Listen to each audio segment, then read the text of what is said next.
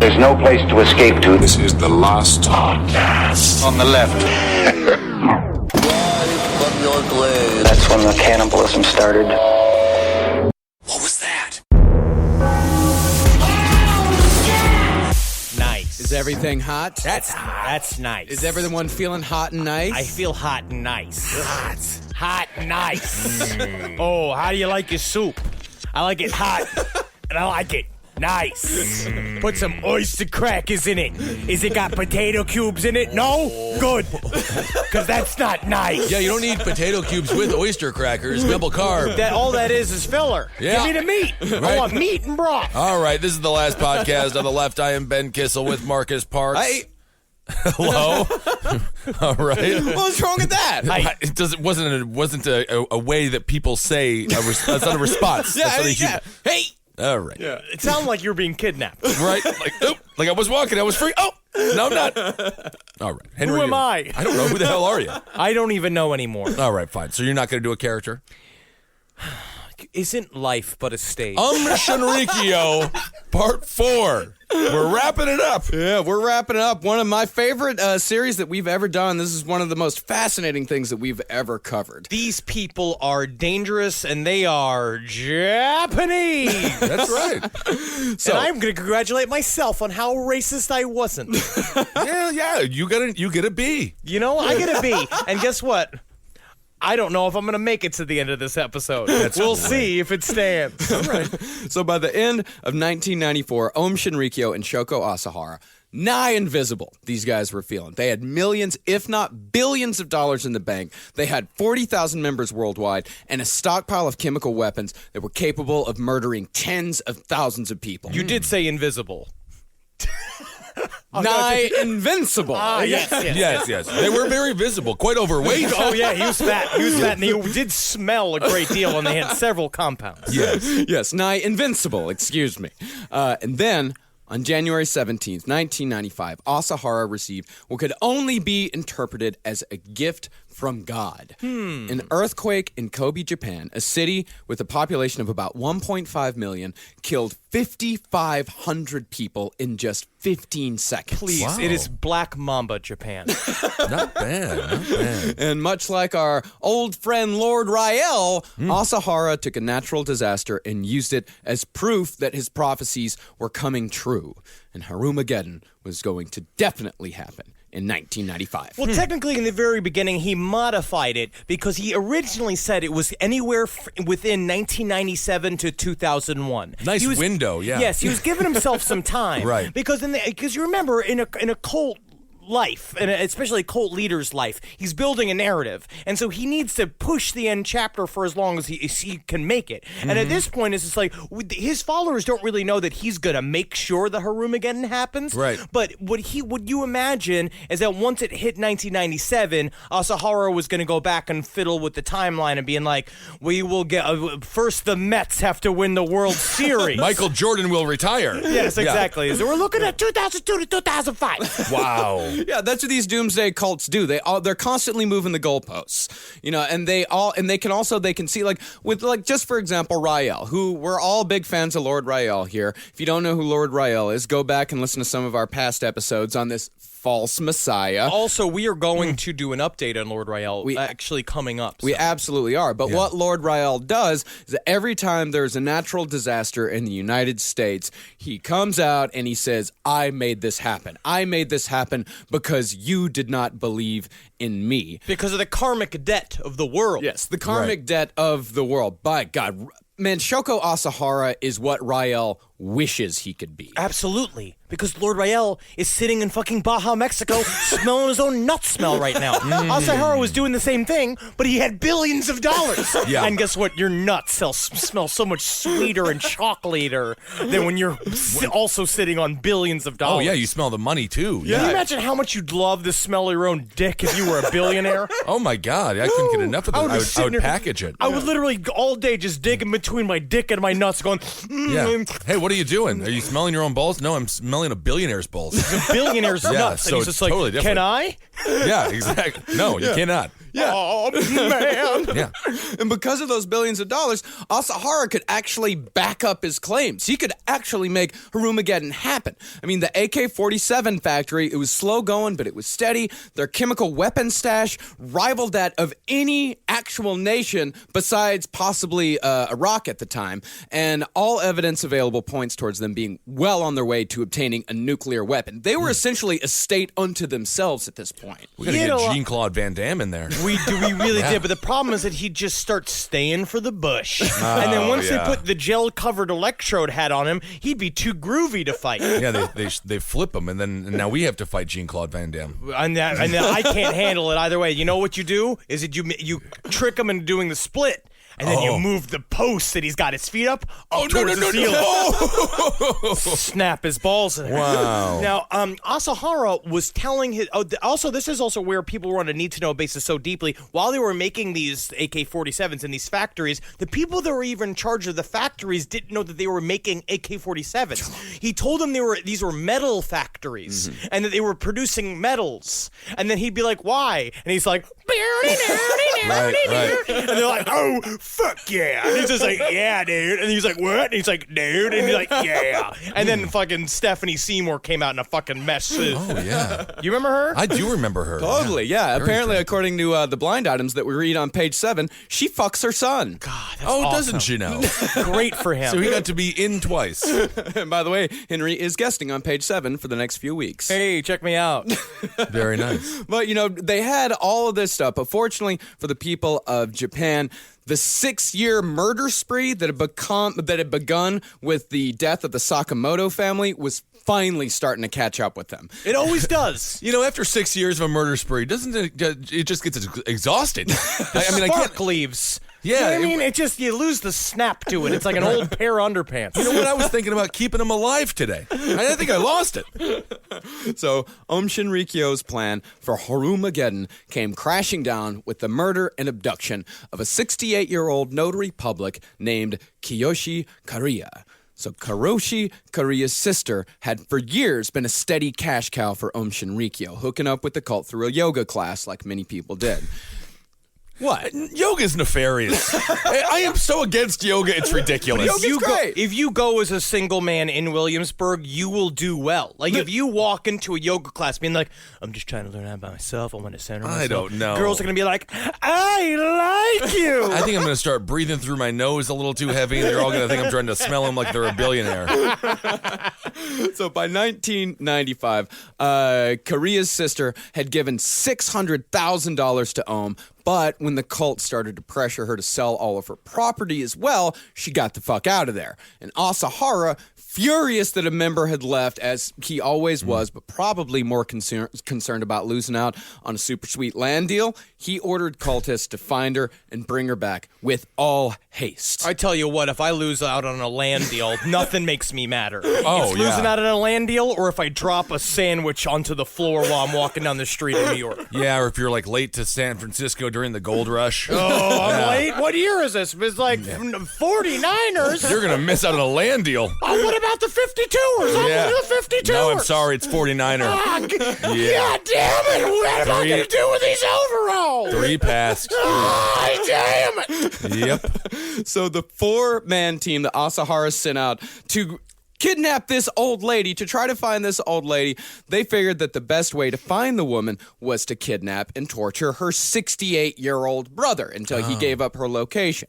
So one evening after work, the team found the old man, bundled him into a van, tranquilized him, and took him back to the compound. Again, remember, this is a legion of MIT dropouts. That's how I put it in my head, right? Yeah. It's a bunch of super nerds that he acts are like stormtroopers. But literally, you have a bunch of nerds go and grab an old man, and they're just sticking needles into him. And what happens when you just have a bunch of people who don't know how to kidnap somebody, and they kidnap them? Oh, the kidnappee dies. Yeah, that's what happened. And you don't grab an old man. You seduce children with candy, and you seduce old men with flax. You open up the van door and be like, "Hey, how you feeling?" You know, see what I do is you open up the van door and you go like, "Hey, look, you know what's in there? The good old days. Oh my God! Like, oh, you mean back when music was music and kids respected men with high pants? Whatever that means to you, yes. All right, well, I can't wait to see old Bessie again. Oh, it's gonna be so sad to be old. So after they accidentally killed this old man, his body, like so many others, was microwaved and dissolved further by nitric acid before OHM members dumped the body sludge into a local lake known mostly for water sports. Debbie, I gotta say, this is the best beach trip we've ever had. Yeah, Brad, I can't believe I had my period earlier this week after all that pushing you did in me. Tell me about it, Debbie. Oh, let's go water skiing. Did a piece of human sludge just hit me face? Oh, I hope so, because if not, my period started again. But what cult members hadn't counted on was that the day before they kidnapped the old man, he had written a note to his son saying, I was abducted by the OHM Supreme Truth Sect. Definitely. So, with such hard evidence in their possession implicating OHM in a disappearance, Tokyo police started to plan a full-on raid, the largest they had ever done on the Tokyo compound. Because again, as we said before, they were waiting on hard evidence to finally go in there and look at everything. Because before, their entire chemical weapons plant was hidden by literally a fern. Right. They literally put up a plant, and then it's like, I thought this was chemical weapons plant, but they put parrot on branch. Must be a zoo. Yeah, it must be. You're a B- now, by the way. Hell yeah. You know what? Scale. I don't care. I want to fail. But OHM, as we said in the last episode, had members in both the police and the military and were warned of the upcoming raid the minute planning for it began. But unlike other raids, at this point, it was impossible for OHM to scrub their entire compound free of evidence that they were not only planning out an all-out chemical assault, but that they had an AK-47 factory, a military-grade helicopter, not to mention the makeshift prisons and the world's largest underground drug factory. They should have used those speakeasy waiter trays. They and should just have. flipped it. When It's all not the a card. casino things, where Yeah. the roulette tables flip. Right. You see, it's kind of like the night before you go to the dentist and you're like, better get to flossing. Right. So Asahara decided that the only course of action for the cult to take was to create a distraction so large that police would either have to postpone the raid indefinitely or forget about OHM altogether.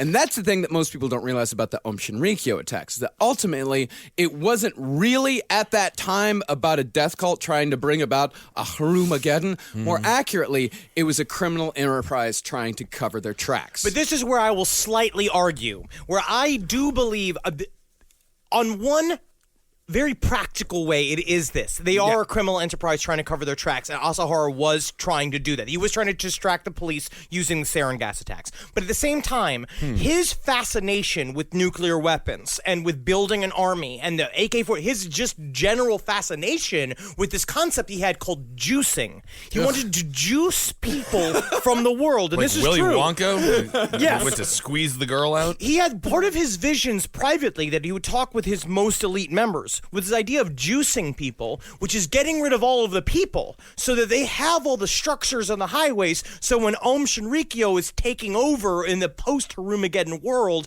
they have everything they need because they're not exactly civil engineers. I see. As long as they got shops and shit, he can get people in there running everything, but he can't build them.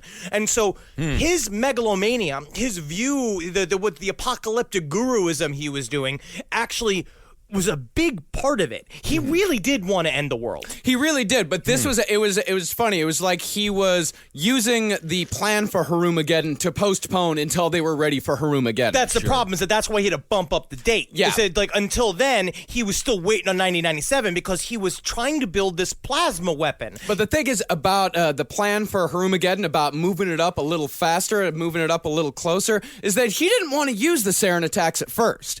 He was like, okay, I want to save the bigger sarin problems. attack. Yeah, but he didn't want to use those attacks, the sarin attack at first. They tried a couple of different plans before they finally got to the sarin attack. His first idea, and it's got to be remembered that the guru had a head full of acid at almost all times. But you gotta stay level. Yeah, you do. You don't want to meet me without my coffee. You don't want to meet Asahara without a head full of fucking weapons-grade LSD. His first plan was to use a gigantic laser to slice the Tokyo Police Department's headquarters in half. And they were like, what do you want us to make? He's like, we will make a plasma weapon most powerful. Young Sapien will show. And he's like, oh, look, he gave me fresh head. It's like this. Imagine fresh head, you turn it on and make everybody blare up. Young Sapien is most wise, aren't you, Young Sapien? Yeah. It comes from my most powerful tutelage. He's as blind as a goddamn closet door. Not bad. And after scientists patiently explained to Asahara that such a weapon was well beyond their capabilities, they eventually settled on what could only be described as a high-powered laser pointer. Oh, they should have just made the police station into a mic, into a toaster. Exactly. And then pushed it down. Oh, you see? And then toasted them. You see? Yeah, that's These what I would are do. ideas. Those are You ideas. need to be in the inner circle. I should have been in there. And the laser pointer idea really would have worked if this was the Fievel world and all Yeah. cops were cats. That would have been fine. You can't stop thinking about earthquakes, and that's why you should always wear a seatbelt. Always wear a seatbelt. Yeah. But would also his it's kind of like being a late night talk show host where you go out there and you say a bunch of ludicrous shit and you got a bunch of writers that are like, you have to come up with good reasons for why it won't work. Yeah. Right? And so what they said, their reason why they won't work is being like, we got all the plans, like plasma weapons a go. Technically, yes, these don't exist and nobody has them and this is not a thing. Right. But we have all the plans. The only problem is that we don't have enough power. Yeah. And he's like, well, we got it. If we could harness all the power of Tokyo, which is fine, but we'd have to get a hold of the fucking grid. Yeah. Which is a whole other rigmarole. It's going to be paperwork. And Asahara's like, I don't got time for this. It's already 1995. Right. Yeah, because the original plasma weapon, like the super big one, it would have been large enough to fill 4 cargo planes, and they said that the noise that it made would have been so loud it could be compared to an artillery shell. Oh. So not inconspicuous. What are you talking about? You can't get a concealed weapons permit for that? Sure you can. And the plan for the gigantic laser was to just shine it at the police department, and any cops who happened to be standing near the windows would be blinded instantly, which would cause pandemonium, which would cause the raid to be postponed. We used to shine deer in Wisconsin. That's what they kinda wanted. similar, yeah. It's like that. What you should have done is get old B. Arthur out there and fucking strip her nude. Yeah, that's Blind a good him instantly distraction. and have her walk down the street going, these boots are made for walk. You're not wearing any And boots. that's just what they'll do to I my get it. feet. These Oh, I boots see. today, they'll walk their way right all over you fat, ugly police officer. Whoa, arrest her. So after that plan proved to be unworkable, the next plan was to spray the entire city with LSD using the helicopter. Fucking But yes, yeah. do it to me. I wish that one went through. Yeah, that'd be but the kinda nice. biggest roadblock to that was that Ohm was never actually able to get the helicopter off of the ground. Tripping nuts. Yeah. It is a problem. I got into a car once on too many mushrooms, and I remember getting in the car being like, it's easy. You just get in the car, you turn the fucking key on, Right. and you pull away and you drive. Do you drive every day? You can do this. Yeah, you're on mushrooms, but it's a car. Yeah. And then I get in, and the first thing I was like, this car's too big, I'm too small. Just 5 guys staring at a helicopter fucking cockpit. Just being like, I can't get it near man. I got the fucking heebie-jeebies like Tommy, big time, bro. You got to get up there and spin it. You got to spin it. I was trying to do the fucking toggle switch, man, and it turned into a fucking snake, dude. It's like I'm fucking Noah, dude, or Moses, dude. Very fun. And they tried using little remote control helicopters instead, but every time they tried to fly them, they just kept crashing them into trees over and over again. You know who tried to do the same exact thing? Who? Jerry Garcia from the Grateful Dead. Isn't that exciting? So then, in mid-March, Ohm got word that the raid had received an official date, March 21st, 1995. So with no options left, Ohm decided to use sarin gas, the only weapon that they had actually succeeded with. And as for their target, they chose the location that would cause the most chaos, the Tokyo subway. This is intense. I love this breakdown for the subway as well that you do. Unlike here in New York City, Tokyo, they have the most efficient subway system in the entire world.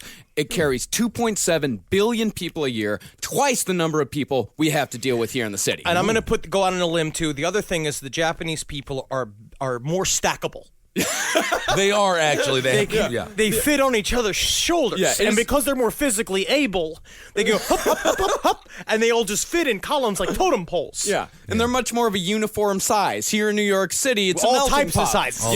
You got the shorts, you got the talls, you got all everyone. very- You have the Mayans, you have the Russians. There's so many different no, people. you don't stack a Russian. No, can't stack a Russian. A Russian, they crouch. They go inside of each other. That's what they do. So every single day, the Tokyo subway carried 5 million passengers and covered 470,000 miles. And yet, delays are remarkably rare, and Ohm would match the train system's efficiency in their ultimate plan. Which is that's also the problem when you're too good at something. Right. Yeah. Is you get used for that. Yeah. And that's what they did. Yeah. And also, have you ever seen video on YouTube of people getting onto the Japanese Oh, subway yeah. station? Yeah, it's 'Cause terrifying. They pack them in. Yeah. Yeah. But the thing is, They everybody's have a packer. Yeah. They have a packer. It is somebody's job to pack it. to just go be like, can you imagine just Grabbing butts. what a pervert's Oh, fantasy rock that hard. job must Yeah. be? Just getting Oh, to no. press all of them against each No, other. it's all eunuchs. It's all eunuchs. You think so? I think so. I think they have to take off the balls. Otherwise, they're going to be, felching. But Felching. Felching. That's when You're you talking about suck fraudage. semen in. No, frocherism. That's what I'm, fraudage. Yeah. Felching is when you suck Yeah. semen out of a recently cummed-in butthole. Oh no, I thought felching's when you step on a dead man. We've done this. We've Okay. done this. That's mulging. Mulking. I'm not sure. Either way, the subway system is But the special. thing but the Japanese people, so they have a separate car for men and women? No. Is it Chinese? Maybe they do at some places, but not in Tokyo. They're not the same. That's for certain. I know that for certain. Yeah. Yeah, but as always, they chose the most cartoonish way possible to prepare for the attacks. The scout team they sent out consisted of 4 identically dressed men wearing beige jackets, navy blue pants, sunglasses, and gauze masks. The only one who dressed a little differently was the leader of the team, who had, for some reason, decided to wear a gigantic white wig on the mission. And these guys, they took notes and they were meticulous. They took notes on what time the trains arrived and departed, which car doors opened nearest what exits, and how long the doors stayed open. They do. like They're it. very studious. Yeah. And they really worked very hard. And then when they asked the leader, being like, why are you wearing a wig to the reconnaissance mission? He's just like, I know we all stand together in unity, but the leader, at some point, must stand alone. Yeah, channel is inner Marilyn Monroe. So the plan was to hit 3 of Tokyo's biggest subway lines, the Hibiya, the Marunouchi, and the Chiyoda. And each team member was to carry 2 airtight plastic bags filled with 20 ounces of sarin solution, wrap those bags in newspaper so they would be less conspicuous, drop them to the ground at their appointed time and station, and puncture the packages with sharpened umbrellas and run away. Like the penguin? Like literally like a bunch of penguins. But what if it's not raining that day? I don't know. And you Yeah. look incredibly suspicious. You have a wig, a bizarre air pack, and an umbrella with you. Honestly, though, it does make me nervous since doing research on this specific series. Is that when I go on the train and it's sunny outside and I see a guy with an umbrella on it, I go like terrorists. You have to scream it at him. Now, if done correctly on each different line, the different trains would converge on Kasumagaseki Station, where the Tokyo Police Department was located, right as the shift change was happening, and right when the sarin gas had reached its highest potency, killing as many cops as possible. Because the liquefied sarin gas is released and then it slowly breaks down, and as it decays, that's when it becomes the gas that becomes super super deadly, and it happens over a bunch of minutes. So the guys who popped the bags had time to run off the train without being hurt, and then it just drifts. And because it's so powerful and because they're so efficient, it would have taken it all the way to the heart of Tokyo. You would say, in your expert opinion, this happens in a bunch of minutes. In a bunch of you wouldn't believe how many minutes it's at least a handful of minutes. It's a bunch of minutes, huh? I hope everybody's got enough dollops of sarin gas because we've only got 2 dollops of it. Then the shoots out of it won't be good enough to make everybody go cough cough. Okay. So I'm the Rudy of scientists. Give him a shot. Give him a shot. Get him in there. You're going to be a great dad. When are we there? A bunch of minutes. So the 5 cultists chosen for this task were high-ranking, loyal members who had been a part of Ohm for years. First up was Dr. Ikuo Hayashi, the man behind Ohm's makeshift clinics. He had presided over dozens of tortures and medical experiments over the years. He was essentially Ohm's Mangala. Yeah. Next was Yasuo Hayashi, a dope fiend and electrical engineer whose specialties included abduction, wiretapping, and intimidation. The media would later dub him Killer Hayashi. I'm so glad they changed my nickname to Killer Hayashi and not Dirty Diaper Hayashi like I was within Yeah. Shinrikyo. You poop your pants one time. One You know? time when One everybody time. see, and I say, oh, I was just laughing too hard at a joke that the master made. And they all did, oh, I get nicknamed Dirty Diaper Hayashi. But they'll see. Oh, they'll see. 6 years of killing later, he finally got it. Killer. Then came Kenichi Hiroshi, an applied physicist who had graduated at the top of his class and had turned down a job offer at one of Japan's top electronics firms to join Ohm Shinrikyo. Then there was Masamoto Yokoyama, another physicist. Classmates remembered him as a quiet preppy who was super into bowling. Masamoto, you really like bowling. Why you say I like bowling? Just like you talk about bowling when that one time Yeah. we went bowling, you just talked about how much you have a good time. You like literally Yeah. bring it up. I mean- like once every third conversation, you talk about how much you like bowling. It's like I like bowling. It's team sport. It's also it's casual way to hang out. It's a good group date. I like bowling, but it doesn't everybody. Does it everybody like I bowling? mean, we all like to bowl every now and again, but it does seem you have a fascination. It just seems to be like it's a fun thing. You get to go out and it's chicken wing, and you get the beer, and you get to go and you boat. I mean, like I'm really alone. You in usually this. do it alone. Yeah, I do it alone. Yeah, because I'm No the woman. only one. Because everybody say how much they like to go bowling, but then I'm the only one who's really in a mood to go bowling. It's like there- yeah. karaoke. Everybody gets all mad because I bring up going to karaoke because I like to go karaoke, but no one ever really go. So the 5th and final attacker was Toru Toyota, a particle physics graduate student. He was a what? Just because his last name's Toyota, he just sounds giggling? Hello, my name is Brian Dodge Caravan. It's a common name in Japan. Okay, it just Yeah. seems like somebody who's like, not It's- Asian, who's just like, I'm going to go there and try to fit in. And, how do I assimilate into their culture? And Hi, hello, my name is Gregory Wonton. are you Asian? Yes. All right. So Toyota, he was known to classmates for his spot-on impression of Shoko Asahara during Ohm's 1990 election campaign. He would not have. I'm sure that Asahara did not know that he did that impression. I guarantee you not. He was converted to Ohm only 2 years later by a fellow student. And as the 5 attackers were given their assigned subway lines, Chief Scientist Saiichi Endo was working as fast as he could, producing nearly 2 gallons of sarin solution. But thankfully, due to the rushed nature of the job, the solution ended up being only 30% pure, which saved thousands of lives. You want it quick? You want it fast? You want it You want good? done- You can only get you get 2 of those. Right. Have we said that each time on this episode? You want it done fast? You want it done right, motherfucker? That's different than what Henry said. No, it's You see, I've seen the sign that's done. It's like a quippy sign. It's always Yeah. like in a TGI Friday. It's you want it fast, you want it good, or you want it cheap.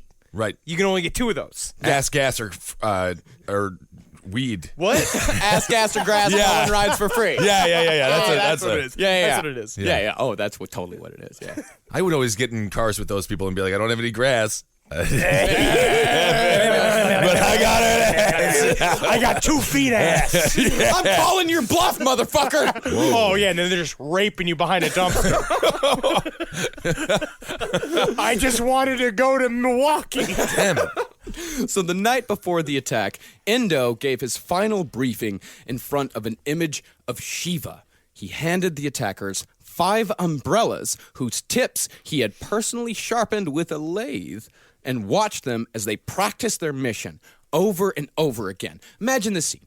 5 grown men sat and stabbed bags of water for hours upon hours on end, trying to find just the right pressure to use. Again, remember, everybody's on LSD. Yeah.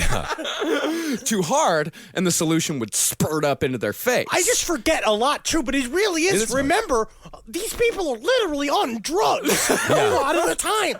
These people are tripping balls. Yeah. They're handed in umbrellas. Can you imagine how heavy that is? To have a head full of acid and someone being like, you gotta be a terrorist tomorrow, buddy. Get your umbrella. You gotta stab these bags of water, man. Do it better. You gotta do it faster, dude.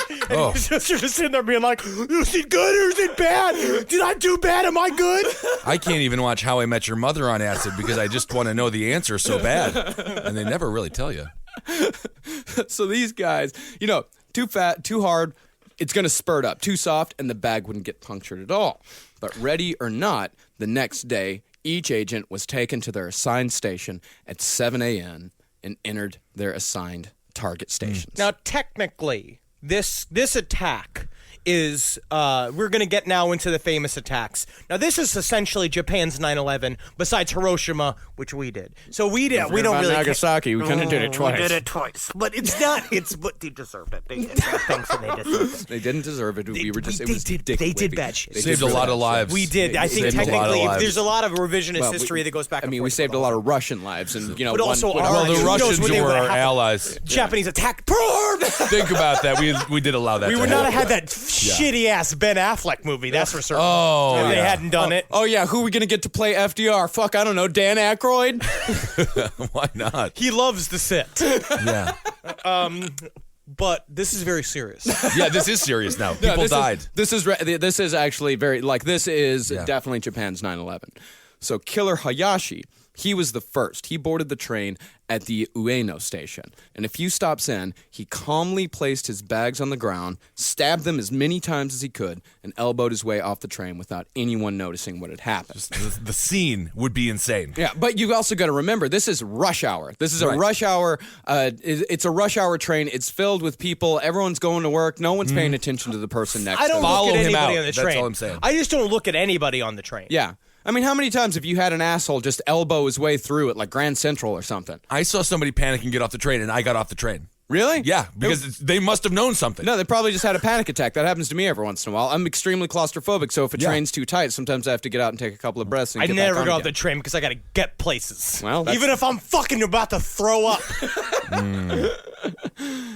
Toru Toyota, however, instead of not getting noticed at all, he had decided to wear elbow-length plastic gloves on his train car, but he still managed to puncture his bags without too much notice, as it is, after all, Japan, and you see weird shit all the time. Fashion, yeah. So Kenichi Hiroshi, he hit a small snag when the crowded train prevented him from taking off his backpack, which contained the sarin. And when he did finally manage to wriggle it off and take out the bags, he dropped them on the ground. But he still carried through his mission and was able to puncture his bags 5 stops from Kasumigaseki Station. And at the other end of the same line, Masato Yohama attempted to puncture both bags, but only managed to get one leaking before running off like the rest. And the last one, Dr. Hayashi, had second thoughts, the only one that had second thoughts, but still did his duty. That's where there's a very interesting series on Netflix right now called 0 Hour that focuses on the day of certain big events in history that are normally horrible. And so they did one on these attacks. And Hayashi, it was very interesting because he was a doctor. When he was on the train, before he popped the bags, he was looking around just being like, I used to help people. I used to make people feel better. Like, why am I doing this? He said he looked across the train and saw a woman. He's like, when I puncture these bags, that woman will definitely die. And then what he did was what Asahara posed to them all the time is what we talked about, the Mahamudras and these nonsense things that he would ask, impossible things he would ask of the people in Shinrikyo in order to prove their faith. And so the way he got back into that thought loop of being like, this is an impossible thing I'm being asked to do, and I have to face it. I have to do it without questioning because that proves that I'm truly devoted. Yeah. Meanwhile, Asahara's smelling his nuts, counting money. Yeah, I hate this guy.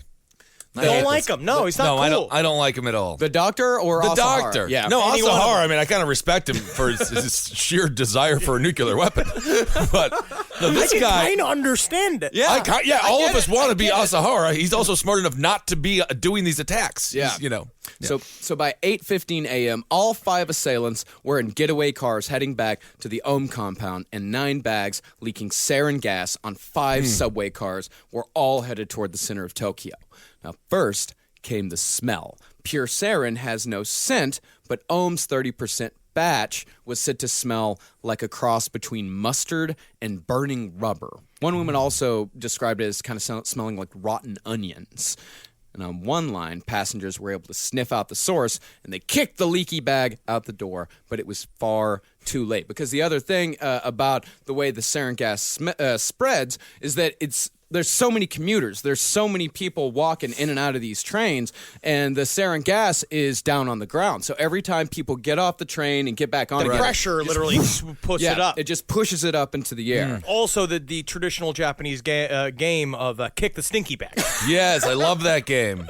And it began with coughs and sniffles. Like, people described it as a train full of people all suffering from colds. And within seconds, people started collapsing to the ground. They started twitching. They started spasming.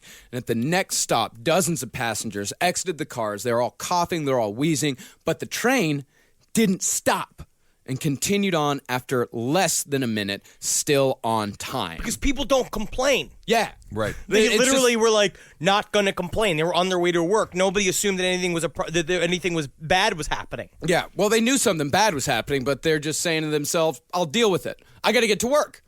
So at the next station, a woman collapsed and was carried off. But still, the train didn't stop. It took 3 stops before someone finally pressed the emergency button, as dozens were gagging and vomiting throughout the entire train car. So out of the dozens that rushed out, 5 collapsed immediately on the platform and started foaming blood from their mouths. And 3 more didn't even make it that far and lay on the floor of the car, rapidly dying. And above ground, hundreds of commuters were pouring from the subway exits. And while one would expect this to be absolute pandemonium, kind of something that you'd see on 9/11, people screaming, people yelling, the scene was almost silent because the sarin, it removed everybody's ability to speak. All you heard was just like coughing.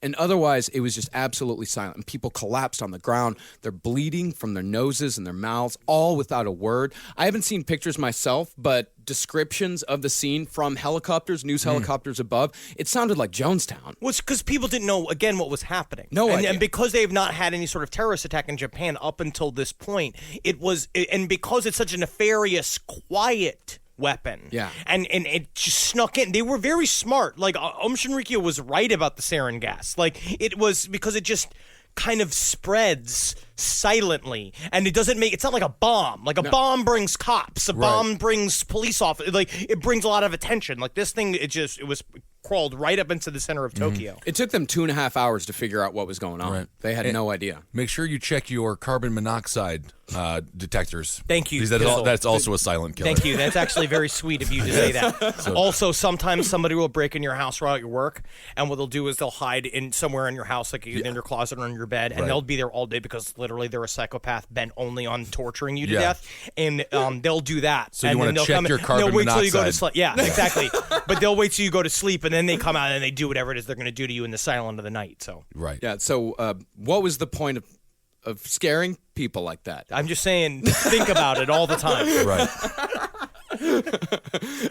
The other thing about this particular station, why it was particularly deadly, is that it was extremely small. It was one of the smallest stations on the line, so the gas spread to hundreds of people very quickly, and it was the deadliest of all the attacks. 8 people died here. 2,500 had permanent injuries. But they also fucked it up. Because technically, this should have killed all of them. Yeah. Like, if this was really well made, sarin gas, everybody would have been dead. Well, they knew that it wasn't going to be. They knew that it wasn't going to be a gigantic, like thousands of people dead, because it was only 30% pure. That was the best they could do. But Asahara didn't know. To be honest, Asahara did not know. He was expecting a shutdown of the entire city. Right. And Endo's just kind of keeping it from him. Yeah, he knows that it's not going to be that great, but he knows it's going to be enough. It's just not going to be enough for the man whose appetite was described as, quote, unbelievable. Yes, and it's also probably the first time a Japanese person ever settled for a C. Oh, wow. Yeah, that's not good. So on a different line, the Hibaya line, the flow of vomit from passengers was near constant. It covered the floors of the trains. And through it all, the trains continued to run. And on the Chiyoda line, Station Master Tsuneo Hishinuma removed Dr. Hayashi's package and took it to his office with the help of a colleague. And when supervisors found them minutes later, they were found lying on the floor, bubbles of blood foaming from their mouths. And while Hishinuma undoubtedly saved dozens of lives, both he and his coworker would succumb to their injuries and die soon after. And while most exposed to the gas did not die, the injured numbered in the thousands. Yeah. Hospitals were in absolute chaos, and nobody had any idea what had happened. They didn't know how to treat any of these people. And thousands of patients were spread across 30 different hospitals. They're blind, they're vomiting, they're disoriented, they're going into seizures, and nobody has any idea what's going on. Because that's actually the most nefarious thing about poisoning, is that unless you know what you're looking for, it is very, very difficult to find out what's happening to somebody. That's why, like, those stories about, like, a wife killing her husband over, like, 2 years, like, slowly poisoning them, they just don't know, because you have to go looking for the agent. You have to know what you're looking for. Yeah, it took 2.5 hours before a military doctor finally recognized it and finally said, like, oh, holy shit, this looks like sarin gas. And then they finally did the tests on it, and they found out that's exactly what it was. And also, each one of the deliverers of the sarin gas had a antidote syringe. Yeah, there is an antidote for sarin gas. Yes, and so they were given that. So that once they left the train stations, their instructions were there were cars waiting for them. They got in their cars. Each one had a cup of water. They took their umbrella. They washed the tip of their umbrella in the cup of water, threw out the umbrella, and then gave themselves the antidote just in case. And only one of them actually got some of the gas into his system. That's kind of fun. So it was a situation where the sentence was like, "Give me the antidote," was uttered. That did happen. Yeah, that is really cool. I never thought that was real for the longest longest time. It does happen, too, if you get bit by a snake. Sure. You will probably... Then you have to get bit by an alligator, and then you get cured. Is that true? Yeah. I thought that was just deadly folklore. No. You get bit by a snake, then you have to get bit by an alligator. Then, of course, you've got to go eat an egg. You're the worst doctor of all time. I'm a fluffer. You're misread. a fluffer I'm for porn sets. Yes. Good. I told not a you. doctor. You said doctor. I said fluffer. I guess Obamacare. Yeah, well, come on. Pull him down. So while the hospitals were filling up with people, the trains continued to run the entire time. At one stop on the Marunouchi line, a station master removed the bag with a broom and dustpan before the train moved on, but the gas from that bag had already spread through the car, killing 2 and injuring hundreds inside. This is a day you can call in sick. It's just true. Hop off the train, go to a TGI Fridays, margaritas at noon. No, But at the same time, in New York, and I rely on the trains, I kind of wish we had a little bit more of this discipline. Because sometimes that's it's true. been like, I don't care if there's a guy randomly stabbing people in that other fucking train car. Yeah. I'm trying to see... Fucking, they're doing a screening of 2001. Yeah. Gotta get to IFC. Get him out of there. Just push him and then keep the train going. Yeah. And besides the dozens that were severely ill, Ben, you're talking about like taking a day off. Thousands still reported to work that day with minor symptoms and sent sarin sticks to the victims' clothes. The gas was spread even further. In fact, many commuters just stepped over people collapsed on the ground so they could make it to work on time. It's so interesting how people, obviously it's very important in their lives, and it reminds me of the secretary in 9/11 during 9/11 I forget what floor. Yeah. But she was just like, he needs to get his paperwork done today, and it's like the buildings are falling down. Yeah, and she's still on the phone, and the firefighters are coming in like, what the fuck are you doing? He was like, well, he's got some appointments. Okay, I want to congratulate you on being the world's hardest worker. Good work. Here's your certificate. Yeah. Now that you're good? fired because literally the offices are gone. Yeah. So in all, 169 hospitals will report sarin cases over the next few days and weeks. Over 5,500 would be physically afflicted in one way or another by the attacks, not to mention the thousands of cases of hardcore PTSD. It's the most gruesome of all the physical ailments that I heard about. One woman was admitted to the hospital after the gas had fused her contacts to her eyeballs. Ooh. They had to surgically remove her eyes. But at the same time, doesn't that technically completely fix your eyesight? Yeah, it's sort of like you don't even have to get the LASIK surgery Yeah, anymore. it seems It's a like permanent. it. It's almost like, why didn't anyone ever think of just spraying sarin gas in the faces of people who wear contacts? That's only if your doctor's a fluffer. Oh, yeah. Now, as for the perpetrators, they returned to the compound, burned their clothes, threw their umbrellas into the river, and were congratulated by Asahara himself. He said, It is good that the victims lost their souls to this holy leader. And to Shiva. You seem very casual about this. Oh, I am. What's that smell? Ah, yes, my testicles. and as far as how the people of Tokyo reacted, the very next day, the trains were running on time I again. just got a fucking. It's great. Yeah, it is amazing. Take a day. I say take a day, but what do we know? Yeah, That's why they're gonna beat it. That's why they're beating us in science fairs. Yeah. Now, instead of drawing attention away from them as they had hoped, suspicion for the attacks immediately fell on Ohm. Of course. Because what Asahara had somehow forgotten was that he had been name-checking sarin in his sermons for literally months before the attack. They had Right. even written a song about it, which they published in their cult science manual. It resembled the company anthems that Japanese factory workers apparently sing every morning. People are happy to work in other countries. They are. They like to sing. Yeah, the song was called Song of Sarin, the Magician, of which we have the full lyrics. It came from Nazi Germany, a dangerous little chemical weapon, sarin. Sarin, if you inhale the mysterious vapor, you will fall with bloody vomit from your mouth. Sarin, sarin, prepare sarin. Immediately poisonous gas weapons will fill the place. Spray, spray, sarin, the brave sarin. What a bunch of nerds. Good God. They had a songwriter hanging out. And they just stole it from Simon and Garfunkel, the sound of silence, or whatever. I don't know. Sound of Sarin. Yeah, exactly. I heard that Sia actually wrote one of those songs. Oh. Who's Sia? I want to swing from the chandelier. No. She doesn't have the face. She don't- dances with the child. I don't She's know. got the child in it. I'm not sure, Henry. Shia LaBeouf's in I it. think you made this up. No, Sia. I know what I'm talking about. Well, because of the sermons, because of the song, people had a pretty good idea who had perpetrated the attack. But really, they had a hard time believing it because in the public's mind, Shinrikyo, they were just a goofy collection of weirdos. They were known mostly as like those guys who wore the elephant mask back in the 1990 election.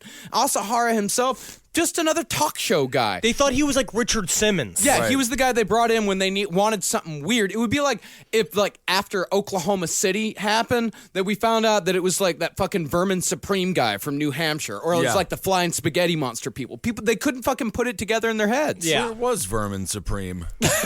I think he was at a TGI Friday. Oh, good. So 2 days after the attacks, police conducted the first of 50 raids on the compound where they found cyanide, hydrochloric acid, chloroform, every chemical needed to produce sarin, $7.9 million in cash, 22 pounds of gold, and dozens of emaciated followers rotting away in makeshift prisons. Bachelor pad. Oh, so fun. I love that they threw away the umbrellas, but they just kept every chemical that would be needed to This is make evidence. sarin We gas. can't have this hard evidence. Well, in they here. destroyed hundreds of pounds of mustard gas. They got rid of as much as they could I in the see. time. They because- had too much. Yeah, they just had too much. The Enterprise had just gotten too big. Please tell me the last time I can't even imagine what it's going to be like trying to move out of my apartment. Oh, yeah. I can't even imagine. When you have a whole compound, Yeah. the knickknacks you leave, all the drawers that you forget. It's like I don't know how many times I open up a drawer and be like, oh, weapons grade plutonium. Yep. Don't even remember that. Don't remember buying that. And then you lull. What they didn't find, though, was corpses. The only thing that police found in the basement of Seition 7 was the microwave and 80 blackened metal drums. That means that they had incinerated at just on their compound, 80 people. Yep. And we don't even know how many others they just let die where they lay. We don't know how many they buried around the countryside, like just of their own followers and just of people that may have crossed them. 80. They just assumed they were making 80 barrels of premium smoked human scotch. Yeah, that could be good. And despite all of this, police still refuse to implicate the cult in the subway attack or arrest anyone for Well, murder. there's still the fern with the parrot outside, so they're not convinced it's not a zoo. No, they're pretty sure it's a zoo, and they definitely had a snake. And also, but I don't know why the Japanese police literally just wanted to see a skeleton with like a sign on, being like, "They did it." Yep. Like that's what they wanted. That's what they needed. I can't die. This is how afraid the cops were of Asahara and how afraid they were of Om Shinrikyo, or at least how afraid they were of fucking up the case against him.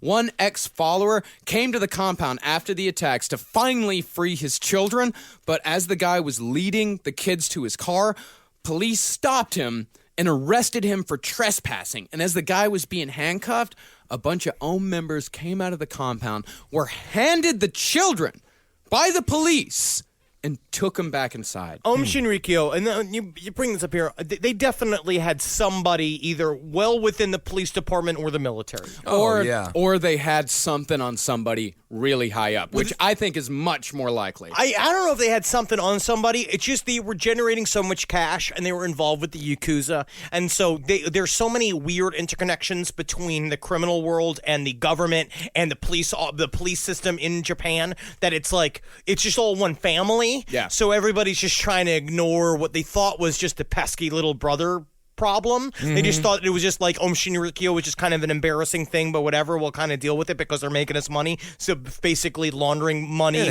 for all these drugs and weapons and shit.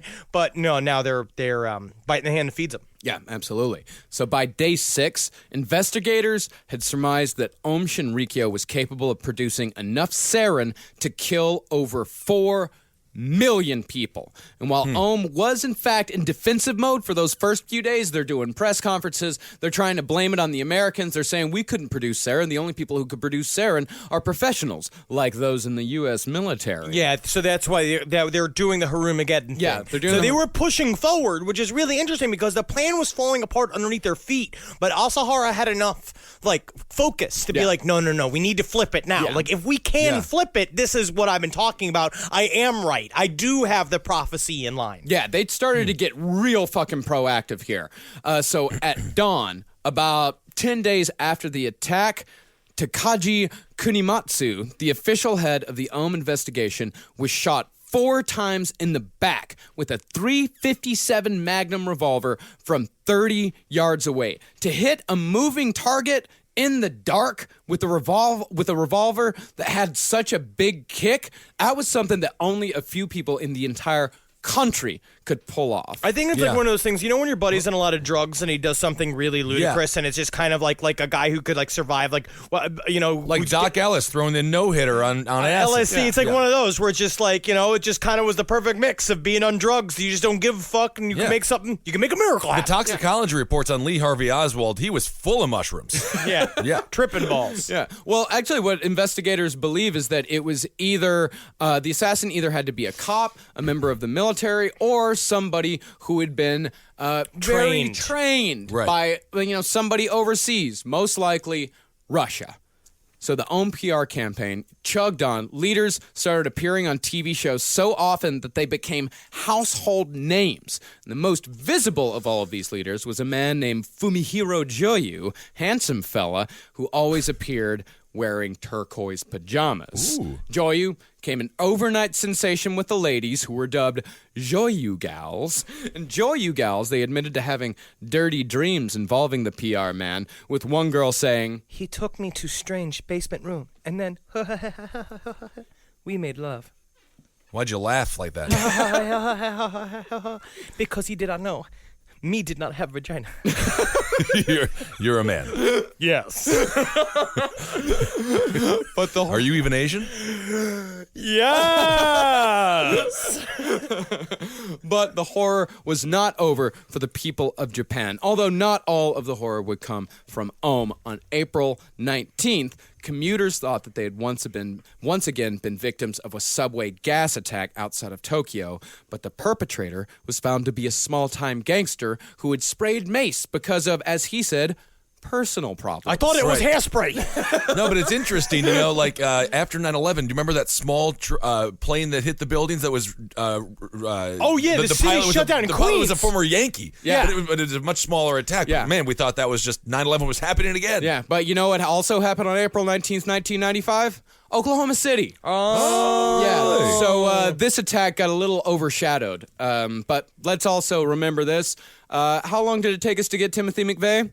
Oh, a long time. 2 days. Yeah, a long Oh, time. yeah, we got him real good. Well, We that's got him easy. real good. Yeah, Well, we he was actually wanted to get him. Yeah. Well, we almost didn't get him. Well, we talked about that. Yeah. Well, Yeah. we're definitely gonna do an Oklahoma City Yeah. episode in the future. But I got to say, again, not to be like this, we just do things with a little bit more flair. Well, I mean, just a quick thing with Oklahoma City: just get your license tags renewed. Yeah, I mean, that's what got them. They have these huge plans, and the smallest little detail is what derails them so many times. Always. Ted Bundy, you lose the lug wrench. You know what I mean? You lose Yep. the thing. Absolutely. And even though the victims of the attack itself were front and center, there were still other victims of Ohm to consider. Mainly the former cult members. Right. I mean, there were thousands of people on the compound that were extremely devoted to Ohm Shinrikyo, and then all of a sudden, these people are starting to filter out, and they're having to try to reintegrate them into society, and Listen- it does not go that well. No. So a part of what's really interesting about the book Destroying the World to Save It by Robert J. Lifton, as I've been reading from, is that it includes a lot of kind of debriefing sessions with people that have come out of Ohm Shinrikyo and are trying to be rehabilitated. And this is some of the shit they've said about their time in Ohm Shinrikyo. There's one man in Isoda who was short and stocky and bald, but he said he was very arrogant. To put it bluntly, I am arrogant. Rather than believing just in Asahara, I believe in myself. I have the belief that I am a great person, so I will survive. I think my personality is like Shoko Asahara's personality. When I walk down the street, most of the time I'm imagining things. And in Ohm, when you imagine things in that way, it was about Armageddon. Rather than thinking that Asahara was above me, I felt more like we were equal. That's one reason why I left. Because there cannot be two leaders. So that's one guy. And then here's another one. What a dickhead. Unbelievable. This guy named Yano, who talks about the way another one of them, the Poa validations. In Shin Buddhism, there is a paradox. Bad people may be closest to the Pure Land and may have a real moment of salvation. So perhaps we can say that Asahara is the one closest to the Pure Land. So it's like this concept where it's like literally Yeah. they, after the fact, they have left Ohm Shinrikyo. They already knew that the sarin attacks were done by Ohm Shinrikyo, and they are still validating it. That's Yeah. how deeply they were programmed within the world of Ohm Shinrikyo. It's very dangerous. Yeah, and the people that were so far below that had absolutely nothing. No clue. Had no clue. They continue to live in delusion. They refused to believe that Asahara had anything to do with the attacks at all. One of them said, the only thing I am afraid of is that if Asahara disappears from this world, I won't be able to attain enlightenment. Like, it's still that intense hold of, if without the guru, all is lost. Without the guru, I go to hell. Right. I mean, it is such intense brainwashing. But most disturbing of all, as far as the people that they had rescued from the compound, were the children. And while the kids, they seemed to progress nicely for the most part, because, kids can adapt, they can change, teachers would often return to their classroom after leaving the kids alone for a little while to find messages like Master Asahara and let's keep up with the training scrawled on the blackboard. But that's good. That's a good message. It is a good message. Also, yeah, I mean, that's why, you got to do with kids. I was talking about Natalie last night. We have a long thing. It's like, you know what we got to do? 10th birthday, take him out to the middle of a field, right? We're going to Chuck E. Cheese. I'm like, oh yeah, Chuck E. Cheese. Yeah. And you put a blindfold on him. You're like, I want to surprise you. Then you drop him off in the middle of the forest with a bag of supplies and 2 sticks and say, make it back home. You're from Queens. At no point did your parents do that. Absolutely. That's what I'm saying. That's the problem. It's a problem with me. I'm not trained. No, you couldn't even make it out to the middle of the field. Yeah, but my kid will. I don't know if that's going to happen. No, I mean, you couldn't even make it out to the middle of the field to drop your kid off in the middle of the field. drive. I'm driving. You're going to drive, open the door, kick the kid out. Yeah, make it back. And when they make it back, we'll have a full pizza party. And if not, Mom and Dad are available for fucking again. Yeah, that's nice. Just make another one. Yeah, that's what you can do. Now, possibly the most terrifying of Shinrikyo's attempted attacks came on May 5th, 1995, Children's Day. And that morning, investigators found a flaming bag in the bathroom of a subway station and quickly put it out. But yeah, I know. You're right, yeah. But, He's meddling kids. God damn it, it's Dookie again. So when the bag was inspected further, investigators found 2 condoms. One filled with sodium cyanide, the other with sulfuric acid. And when combined, these chemicals produce Zyklon B. It kills within minutes. So it wasn't Dookie. It was. So that's worse. That's like when your buddy takes a prank like a little too far. Right. That's still a little too far. When you that's not funny. upper shelf somebody where you shit in the, not in the toilet. That's not funny. One time I put a can of tuna up inside my buddy's car, up in the seat of his car, and he got really upset after a while. But actually sort of set a permanent rift in our friendship. Yeah, but then you just respond by killing your mom. Yes. Then it's just taking it too far. Yeah. And had the police not prevented the acid from eating through one condom into the other, the Zyklon would have been sucked up into the restroom ventilation system, spread across the nearby platform, and killed up to 20,000 people within minutes. Unbelievable. 20,000. Wow. And it was literally a minute and a half away from reacting. Like the stomping on it like a bunch of jerks. That's what stopped it, is them just being like, gotta put this out. You know what I mean? Like, that's all it was. Unbelievable. Yeah, unbelievable. Yeah. And 2 months after the sarin attack, after arresting and interrogating hundreds of OM members, cops decided they finally had enough evidence to pin Asahara himself to the crime. In fact, cops had known for months that Asahara was hiding out in the main Tokyo compound after noticing the copious amounts of melons, the guru's favorite fruit, were being delivered to the compound. Only a big fat man can eat this many melons. So under cover of fog on May 16th, 1995, police raided the compound and found Shoko Asahara hidden in a tiny chamber, dressed in purple, as always, and meditating. And at his side was over $100,000 in cash, some medicine, and a cassette player.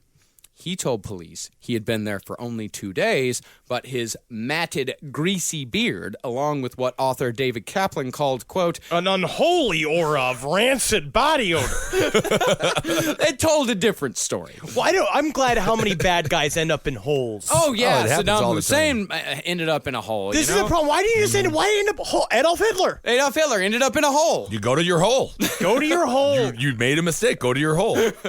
And even though Asahara would be arrested, a few days later, 4 separate Zyklon B attacks would be attempted in one 24-hour period, and all of them were foiled by firefighters and cops, and every single one of them would have killed tens of thousands of people. If they would, you're talking, if all 4 of them would have happened, you're talking 80,000 people. Yeah, true terrorist attacks. But it's very interesting how they all just they were flailing at this point. Yeah. Because once he was gone, once the head of the snake was really cut off of Shinrikyo, it really fucked. Because that's the problem with the guru-led death cult. Yeah. Is that they all were supposed to be him. They all looked towards him. He was the replacement of their personality.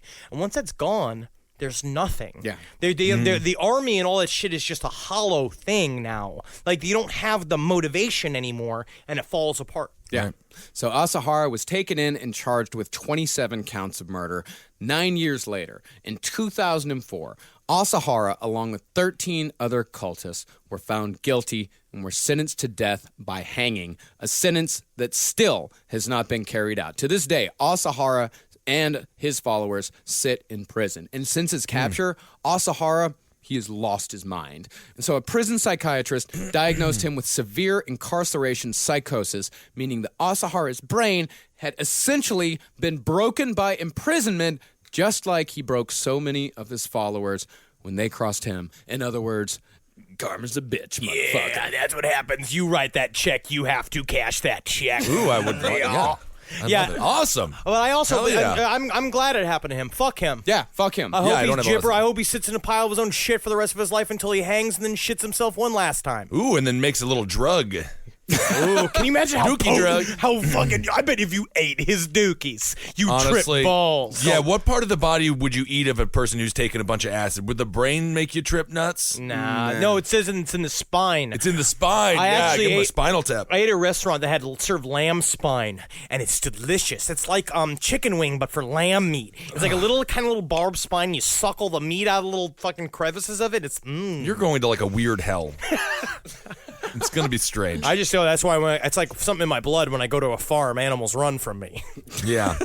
Oh my God. All right, that's a 4-parter and Shinrikyo. Marcus, how is your brain feeling? I feel free.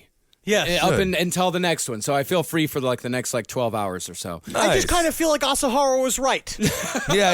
After all this reading, I'm kind of ready for Harumageddon. Yeah. And this all started because of a stupid magazine. What was it? Twilight Zone. Twilight Zone magazine. Twilight Zone yeah. magazine. He fake levitated, and that started this whole damn thing. I can't believe it. Yeah, I can't Amazing. believe it. And All one right. thing we got to say right now, fucking Chicago, man. We're coming to Chicago yeah. on May 7th, and shit, we sold out the first show in like an hour and a half. We're thinking about doing a second show. We're thinking about doing a matinee at like 4 o'clock. That would be all ages. Yeah, and the matinee would be all ages. So if you guys... Yeah, but not like 9 years old. No, it would be all ages. You can come if you're not. If you're 9 listening to this, go to bed. Well, depending on Or- what time. Kill your mom. All right, don't do that. Jesus. Obviously, that's satire. Yeah, but if you guys want, if you're interested in a 4 o'clock show, get a hold of us. Go on our Facebook Yeah. group. Get a hold of us on Twitter at LP on the Left. Get a hold of us on Instagram at LP on the Left. Send us an email at cavecomedyradio.com. Let us know in the next couple of days, and if we get a good enough response, then yeah, we'll totally do a second Absolutely. show on Saturday, May 7th in Chicago. I cannot wait to get a hot Italian beef. Oh, I'm man. not being gay at all. I want a hot No. dog. I want a hot dog. You'll get a can get hot a hot dog, and dog. you can get your hot Italian beef. Henry. Have you ever had one? Yes, I've had it. It's just Have you? it's a hot dog. No, it's not. No, a hot Italian beef's a big fucking wet meat fucking thing. You stick your Thanks mouth so up much all for in it. supporting the Patreon page. Yeah, patreon.com/last podcast on the left. If you guys want to go and support us, thank you so much to every single person that's supported us so far. Yep. If you want your own t-shirt, go to cavecomedyradio.com/merch and buy yourself a t-shirt there. Check out the Lucky Bone Show, Roundtable of Gentlemen, page 7, Abe Lincoln's Top Hat, Sex and Other Human Activities. Yes, that's right. And Henry's, as I said earlier, Henry's going to be guesting on Yes. page 7 the next few weeks. Yeah. While Molly's getting married. Man is getting married. Molly, What a mistake. I know. You can check us out on Instagram at LP on the Left, and also me on Instagram at Dr. Fantasty if you want to. Also, for some reason, I'm on Snapchat. And I don't you know on what it? it is. What are you doing with It's it? dumb. See, that's Nothing. I'm doing now face swap. Yeah, face swap. Oh, we're I've been having doing a the lot face of swap. We're having a Yeah. lot of fun with face swap. Yeah, I'm face swapping myself with a bunch of albums and put it on my Yeah. Instagram. It is At fun. Face Marcus swap your, Marks, yeah. you can face swap your face on a butt. It could be a butt face. Yeah, someone did a face swap with all of us and yesterday, and I got to see what I would look like with tits. And Oh, was I that a woman? Yeah, well, she had breasts, Ben. I didn't really look at the picture that hard. No, I didn't look. I just looked at the faces. I couldn't sexualize the. You don't sexualize anything. No. Maybe a water glass or something. breasts. Breasts. All right. Yeah. Marcus Barks on Twitter. Henry loves you on Twitter. I'm at Ben Kessel on Twitter. Hail Satan. Hail yourselves. Algain. Hail me. And Sakahara. Is that his name? Asahara. Sakahara Asahara. We just talked about him Suckish for like 5 hours. Yeah. Asahara? Asahara. Sahara. Don't kill everybody, okay? Yeah, no one, please.